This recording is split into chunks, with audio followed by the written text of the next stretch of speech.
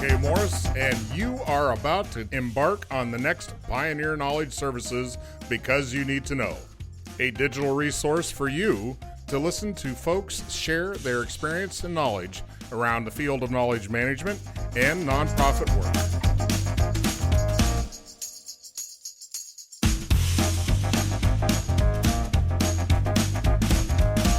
Hallo, ik ben Jort de Vries vanuit Groningen in Nederland. My name is Jort de Vries and I am right now in Groningen, the Netherlands. One of the most interesting things near the place where I am right now is the Afsluitdijk, the giant dike that the Dutch used to close off the inner sea so that we could build more land, which has a lot to do with knowledge and the way it is used actually, and things that we're going to talk about. My most fantastic job experience that I ever had is going to conferences and doing presentations. The field I work in is spatial and environmental planning, and I am currently at work at the University of Groningen and Deltares, which is a Delta advisory company. The absolute best advice that I have ever received was to pick your battles and take it slow. And sometimes I dream about forests. Tell me more about that one. The forests? What kind of forest? What's going on in a forest? Usually not much. I think it's kind of like a escapist reaction to the buzziness of modern life. Well, I am most inspired when I discover new things, which means people, places, ideas, standpoints, opinions, and also food. Definitely food. You discover food? Mm-hmm. New types of food. Can be very inspiring. Who gave you that advice? Actually, a lot of people have given me that advice. My parents, my girlfriend, my promoter, my mentor, my karate trainer, like way back in the days. I was like, if so many people give me that advice, and it should be a good one, right? You would hope so, yeah. I stay connected to people by sharing things I think they find interesting and I think that they should know. That's perfect. Tell me about the spatial and environmental planning. Is it like civil engineering? It's the most comparable thing that for Americans, I think. Civil engineering is mostly, it's engineering. So it's about quantitative straight lines, concrete, building dikes, building roads, etc. Spatial planning, of course, involves a lot of that, but spatial planning is more the policy and governance side of it as well. So how do you really get the most out of space? And as you can imagine, that's not just through protecting it, laying down infrastructure and concrete, but also, for example, developing the things that people find beautiful about them. Basically, aspect of spatial planning that always looks at the Vitruvian Man. I don't know if you know this principle. Tell me about it. The principle of the Vitruvian Man basically says that every principle in public life that you make, or if you make a building, or if you make a public space or whatever, it needs to adhere to three things. That's first, it has to be useful. It has to fulfill its purpose. It has to be durable. It has to, last as long as it can, but it also has to be beautiful. And civil engineering only looks at the useful and durable parts. But if you want to do some planning, then also architecture comes in, and then you also have to look at the beautiful part. That's kind of the idea. It kind of goes in the same venue or the same route that computer science has gotten to, where now we have the user being the centerpiece of how things should be designed, because you're building it for the consumer versus the other way around. It is a smart way to go, and I have to ask, is it similar to what I see in the literature about smart cities? It sounds like it would be kind of similar, where you're taking other points of view, perspectives, data, instead of just the hard tack like cost and time and materials. Absolutely. It's definitely the thing. Smart cities is a spatial planning kind of concept. I would definitely describe it as such.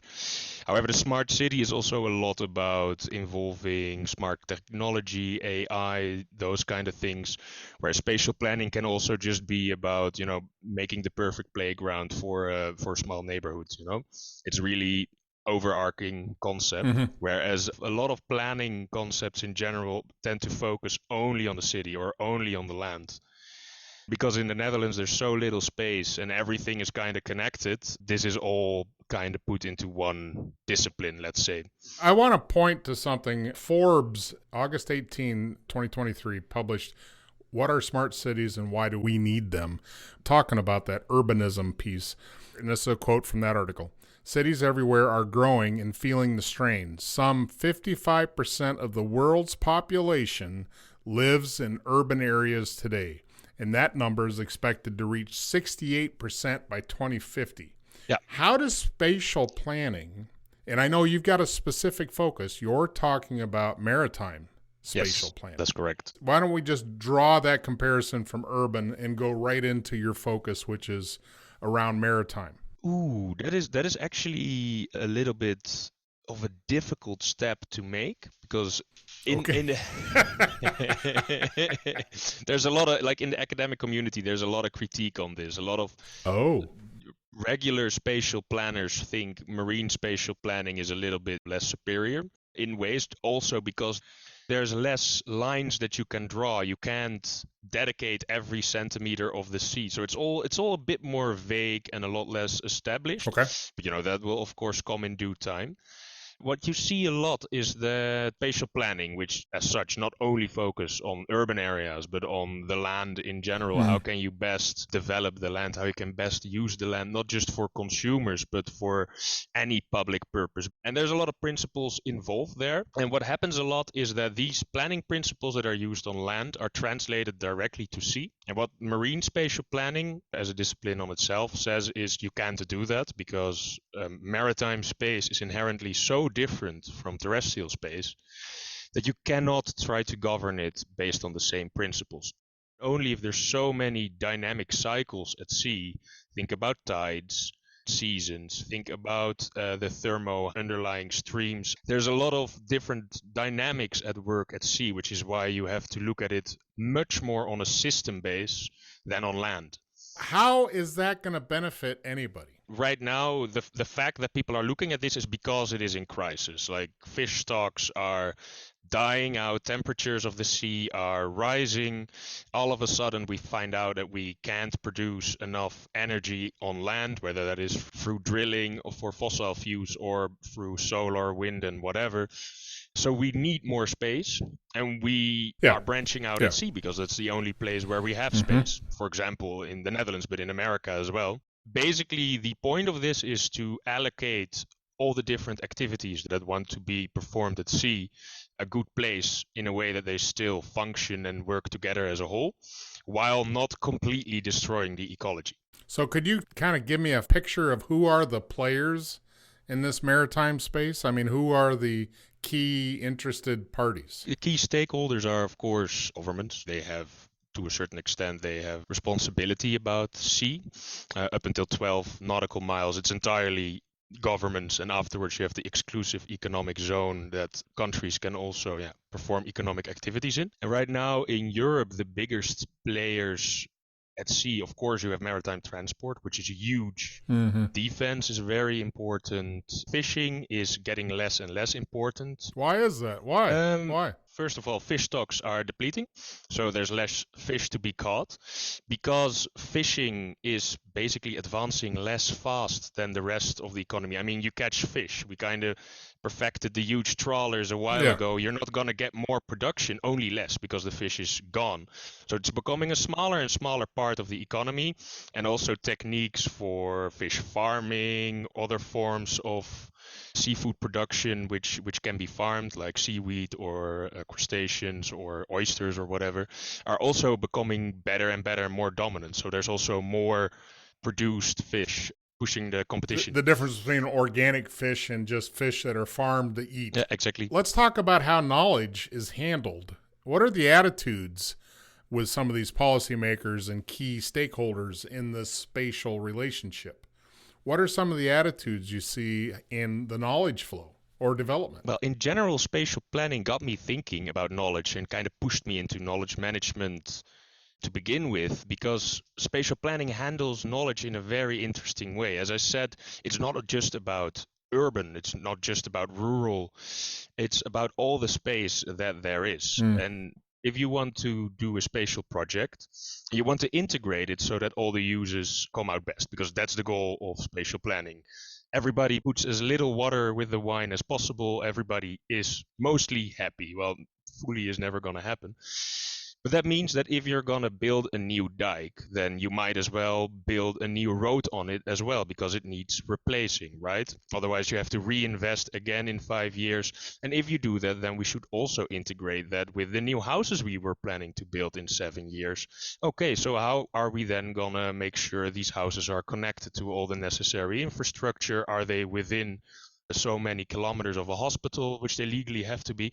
So what you get is so many sectors have to be involved in this plan in the end, or at least consulted, that spatial planning has a very cross-cutting attitude towards knowledge. That is, I think, that's for me is one of the most interesting things, because you get from multidisciplinary, so several disciplines are involved, to interdisciplinary, do research together, to even transdisciplinary, where research methods and theories are combined from different disciplines to get knowledge which is truly integrated. And that is something that is, especially in marine spatial planning, called for to an even larger degree than on land, mostly because it's so important to look at the sea as a system. You're not just looking at the sea as a system. You're looking at geography and atmospheric condition. You're looking at the whole enchilada. Yeah. I have to ask, in your description of the integration and bringing in all these different avenues, not just a consultancy, but to understand their perspective, things you may not have thought of, trying to understand all the things that need to be understood, sounds like it would take forever. Oh, yeah.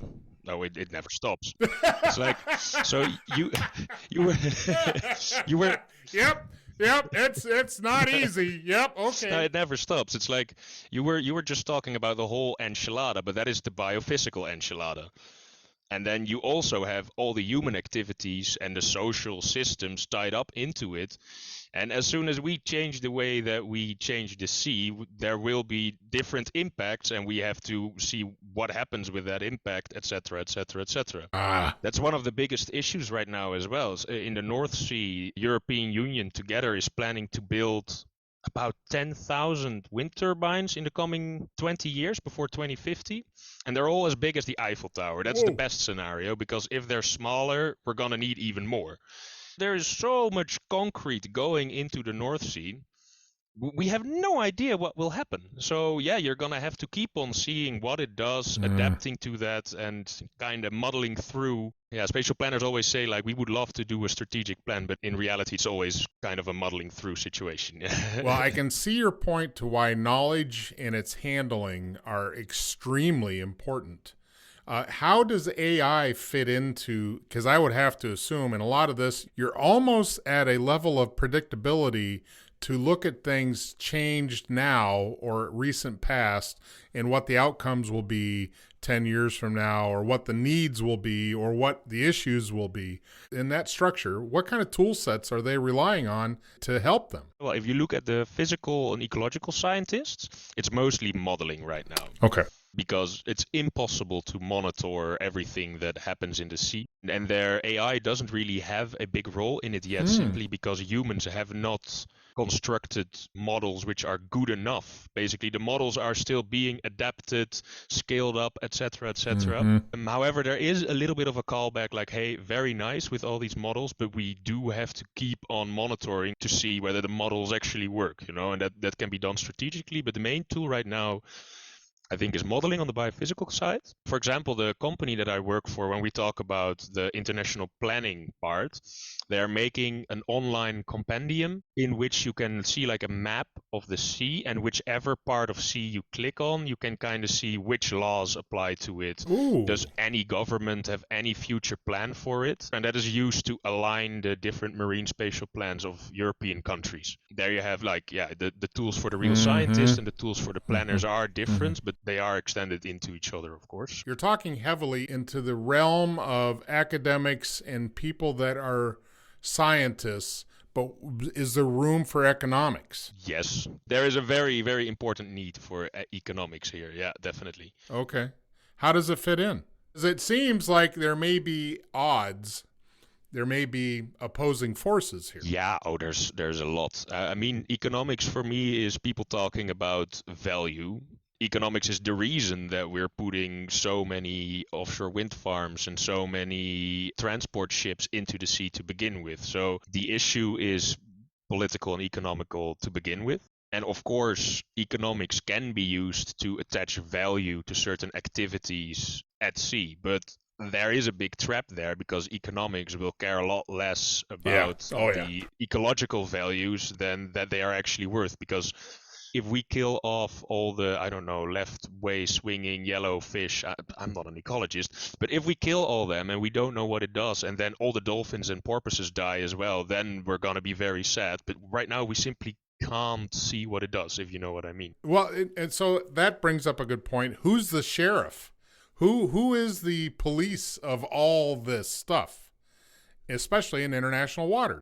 Who's the ruler to make sure things are done right? In the exclusive economic zone, that is the country whose exclusive economic zone it is. Usually it's some government department, but in international waters, only the UN and NGOs who can, pray for people to stop breaking everything, but they're not going to, basically. Yeah.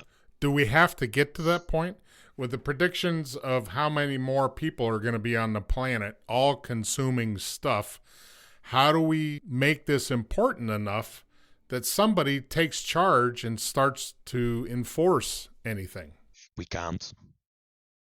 We simply can't. If you look at how international relations are going now, there is no way to enforce something unless you would have like some advanced global federation which can actually coerce on the seas. But I mean, even if the United States says, hey, China, stop bottom trawling through all the oceans in the world, it's like, are you going to start a nuclear war over ecology? No. Well, maybe there needs to be a little push there on that front, that maybe people are just lazy in that they don't think that it's enough to worry about.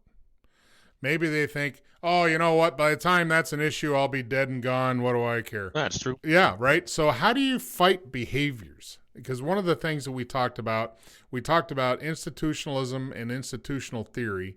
So let's talk about how behaviors can help to create a new institutional concept, perhaps. That's a really interesting question, actually, Edwin, because like the first thing that you said, like, is there a possibility for a police officer? There will be a regulative, coercive institution, an actual law that is enforced, which then influences people behavior.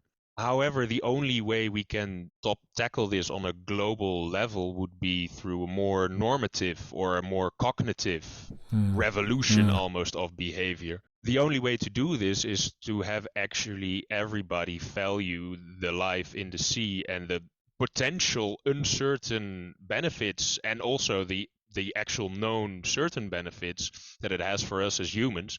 They have to value that and be willing to protect that. Whether that's possible, I don't know, but just literacy, so people being aware of the important parts that we do know, that is a good first step, I think. So if we could educate enough people to change consumption behaviors, then the economies will have to be forced to go do something else.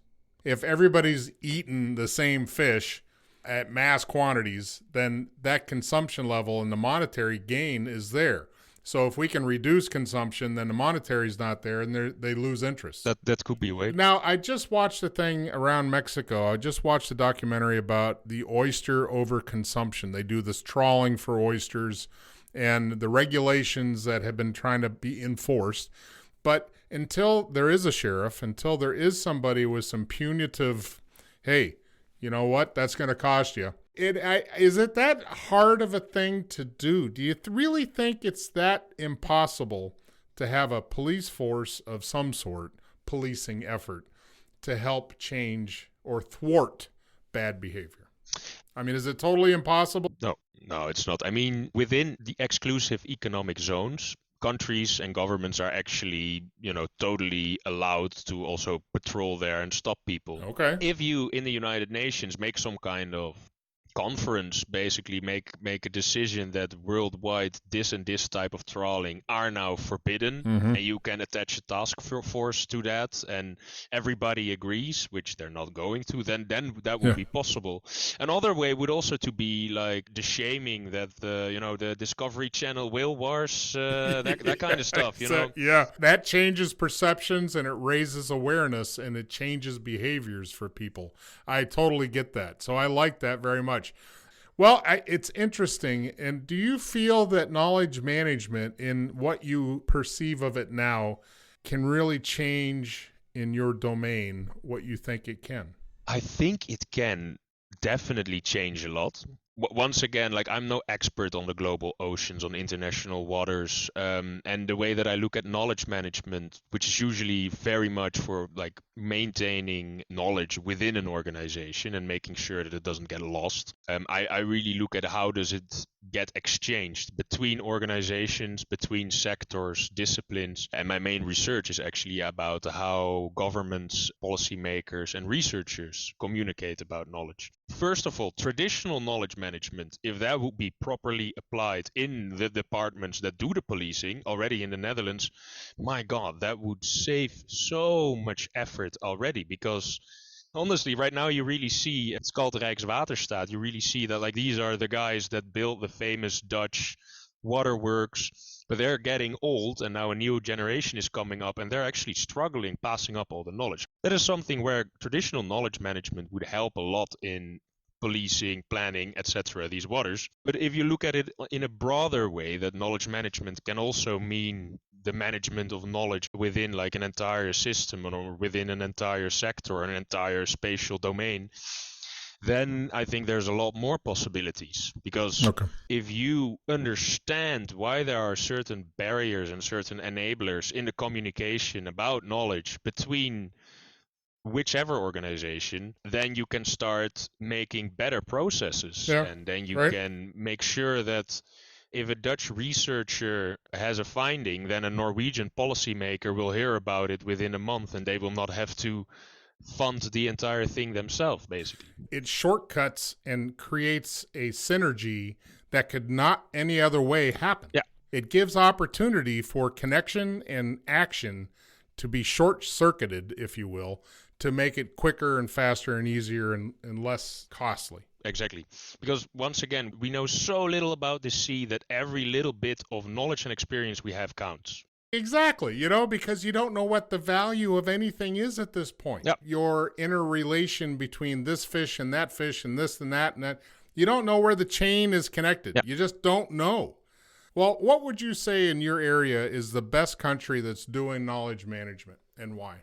I think when it comes to applying like the general literacy of knowledge being used in society and thinking about that is Japan, because they've got actual laws about it, which is something else. But when it comes to marine spatial planning, it is actually the Netherlands as far as I know, because there are several programs which are installed based on stakeholder meetings between the fishermen, the transportation people, the offshore wind industry, and different government ministries and departments. They all got together in a very big stakeholder consultancy, actually, and they actually decided from the beginning that the ministries would have to listen. In that scenario, is the government the key stakeholder that corralled everybody to say, come on, everybody, let's go? In a way they are, but I'm actually not entirely sure how it got established. But I know that the government had plans and everybody was but a lot of different stakeholders were like, we don't agree. And if we want to invest in stuff, we have to know what you are planning. And then jointly they kind of came to the idea of having these conversations. A community input on many levels to come to a perfected futuristic state without, I hate to say without bias, because I'm sure there's still bias in that, but still, they tried to do a town hall collection of, okay, everybody, and gave them the option, right? You either come on board or you don't, that's your call, but this is what we're doing, and it's going to affect you one way or the other. In a way it was. And it was jointly instigated, and for example, at a certain point, the fishermen were not willing to budge, and they actually got out. And yeah, then the rest also said, like, I mean, if you don't want to talk, you don't want to talk. I'm sorry. They're not being diminished entirely, the fishermen, in this conversation, but they do lose a lot of opportunities by not taking place in these talks. And in these talks, actually, knowledge is a very important place, because they have, and it's one of the few bodies as such in the world that has an independent advisory commission of scientists, which can also give advice when they're not asked. Because often in these bodies, they have a discussion and then they don't get to a point, and it's like, hey, let's ask the scientists. But now the scientists are actually able to come in. It's like, hey guys, sounds very good, not rational at all, just get it off the table. And what I often see when it comes to knowledge communication is, like, they make a plan in government and then they go to the scientists like, hey, do the research we need. And then the scientists are like, oh my God. This is terrible. Yeah, right. So just involving everybody from the start already, then you prevent that you get on a path, invest money in a path which is just not attainable. It's not good. Yeah. Well, that just sounds like smart business right there. Yeah. Well, what would be your definition of knowledge management? My definition of knowledge management. What do you tell people? Knowledge management is, I would call it a research discipline, which looks at how you can disseminate, maintain, and develop knowledge in the most profitable and efficient manner. You're the first person that has come up with it as a research discipline. And I think that's a key ingredient. From my experience, I think most organizations look at it as a business application, a business processing application, because that makes the most sense. But I think if you tie in research, there's an economy that's gained, because I think there's a lot of lost money in an organization that spends money on seeking information, knowledge, data, and then 10 years down the road, they do it again. If you had a proper research discipline, which made the individual or team go look first, research first, the internal organizational knowledge, and then make decisions based on what their it's just like doing any research. You got to go look what the literature says, right? Exactly. Then imagine that on the scale of a government. I mean, oh my goodness. You're talking crazy talk now. Oh, that's crazy.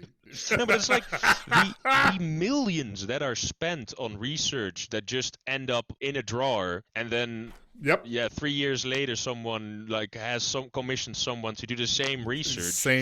It is insane, the amount of money and time of very specialized smart people that is lost through just not handling your knowledge properly. So yeah, that's perfect. That is a perfect concept, and I think we need to push that. I like that very much. Well, thank you very much for being a part of this organizational knowledge exchange. So tell me any last bits of wisdom from your part of the world. I think the best way you can ensure that you have a similar attitude towards knowledge is by admitting your differences and your similarities. I think that is the most important thing. If you make being different, thinking differently about things being irreconcilable, a taboo, then you're never, ever gonna be able to communicate efficiently without bias. And I think that's a trap a lot of organizations fall for. It's like, no, we have to agree on everything. No, you don't. You can disagree as long as you cooperate. I like that. That's a t-shirt, by the way. That needs to be on it. Well, thank you very much for being such an interesting guest on today's show. Oh, thank you very much, Edwin. Thanks for having me. I'm honored.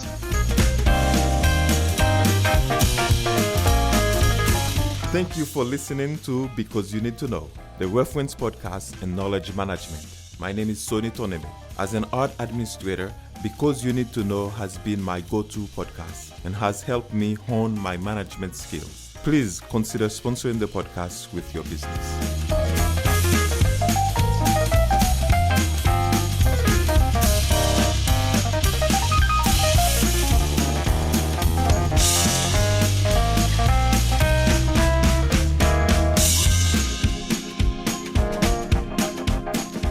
Just finished our latest Because You Need to Know, a public service of Pioneer Knowledge Services. Please join us on LinkedIn and find us at pioneer-ks.org.